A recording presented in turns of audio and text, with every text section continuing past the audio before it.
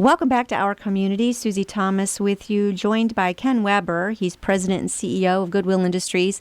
I'll just stop it there. But he is one busy man and in charge of so many things. Okay, you did mention the big breakfast this morning, but you've got something big happening tomorrow. What is that? We do. We have a brand new store that was built in Strongsville.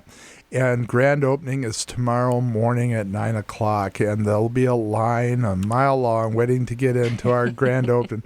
And it's a store that's going to look very much like our Foxborough store in Jackson. It's the new model, and it'll be hugely successful. For people who have not stepped inside a Goodwill store, tell us a little bit about some of the things that we can find there. Well, just about everything, everything from furniture to all kinds of really cool clothing and wares and wood and wicker and old books, tapes, record. Yes, a record, that black disc. Yeah, you can find those. You have there. vinyl. And so all kinds of things. And again, the inside of the stores, when you walk in, look more like a regular retailer than your mother's thrift. And that's a very intentional effort on our part to make it as welcoming as possible. Well, I think for people who love to go to flea markets, for people who love to do the garage sales or yard sales, this is a step up, but they can find some pretty good finds there, can't they? Well, they can, and what's really fun is it's also great for college students. Awesome, yeah. And then mom gets caught buying that little black dress anyway. That's right. Yeah. Well, honestly, like I say, it's almost like the very first retread store. Kind of, you're able to find some good bargains, but they've, as you say, they're not just out there. They've had some tweaking done to them. There have been some repairs made to them because you've given people jobs at the same time. Well, not so much. It's the donations that come in really are very, very good shape. And now with the outlet store, if something isn't, we can sell it through the outlet store by the pound as well. Yeah. So we can be more discriminating, which just keeps raising the quality level in the regular stores. Nice. So, and as of tomorrow, we will have 24 stores in Northeast Ohio. And that is covering the range of Cleveland and East Central.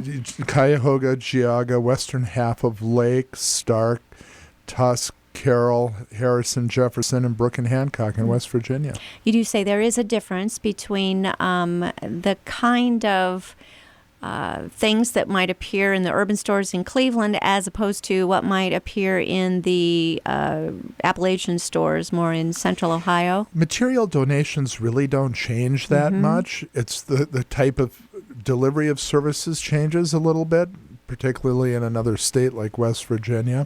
How so? But the stores, if you look at where we're locating them, are where the donors are. To make it convenient for the donor to give to Goodwill, we're locating stores in a place like Strongsville and Jackson. And the reason for that is shoppers will go where the best donations are. Yes. And that just drives dollars and cents back to mission services.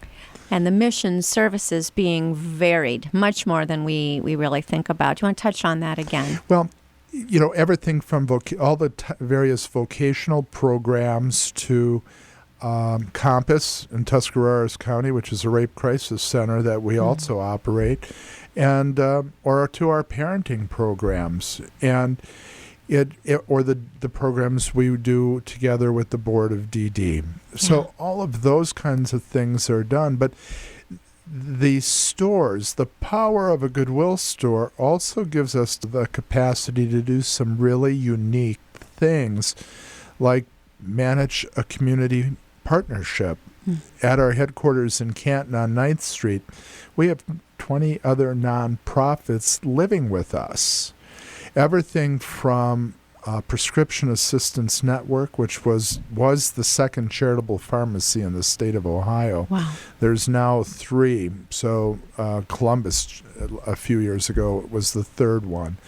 To a federally funded community clinic. that offers OBGYN and pediatrics. And in this community, in this county, that is a really big deal with our infant death rate. Yes. And so that's all located in our building. Big Brothers, Big Sisters, Senior Employment Services, Alzheimer's Association, the food pantry. Right. And it just, so... It's a Stark Hunger Task Force? Stark Hunger Task Force is there, and they just expand it. Yeah. And coming together, Stark County, and I'm going to offend someone, ABLE. Pretty hard to think of community all of services. Yeah. So and the list goes on. I didn't bring a list in front. I should have brought sheet notes with You're me doing today. really well off the top of your head, but all under one roof is what you're Yes. saying that you were able to combine. How did that come about, Ken? Well, it was about how do we best serve the person walking through the front door. Goodwill had a 90,000 square foot building. It stopped doing industrial contracts. Its whole retail model changed, and there was a store there, which is now where Red Cross and the clinic is located. And turned all of that industrial space and back room space into really very nice office space. Mm-hmm. But the driver behind it was, how do I best help that person who walked in the door? Here's a true story. One day, we were touring a lady around from Timken Company, because Timken was so generous in helping make the campus happen. And we have park benches in the hallways. It's a 90,000 square foot cement monster of a building. So we tried to soften it up with park benches and street signs. And so the naming rights for the capital campaign were street signs. So to get to the to get to Prescription Assistance Network, you go down Timken and hang a right at Altman. And that's within the building. And that's all within the building. But anyway, she was touring somebody from Timken around one day, and there was a lady that looked a little disheveled and was elderly, and she just stopped to say, "Ma'am, are you okay?" And this wonderful lady's face brightened up, and she said, "Oh, today I'm much better." Oh. She said, "I've been living in my car for the last 2 weeks, and I didn't know where I was going to fill my prescription." Oh, my. And so somebody said there was a charitable pharmacy here, and I came in the front door, and the receptionist immediately hooked me up with your social worker and got me an appointment with the pharmacy. In the meantime, got me a ticket to get in line for the food pantry. And on my way back out, I'm supposed to stop and see her. She thinks there's a place I can sleep tonight. Wow. Yeah.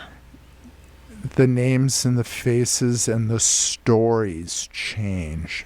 But when nonprofits come together to work for the benefit of the person walking through the front door, those are the kind of stories that play out all the time. And you multiply that times how many thousands did you say? Well, through the campus, I would say there's probably about 50,000 people a year that come through the doors of the community campus.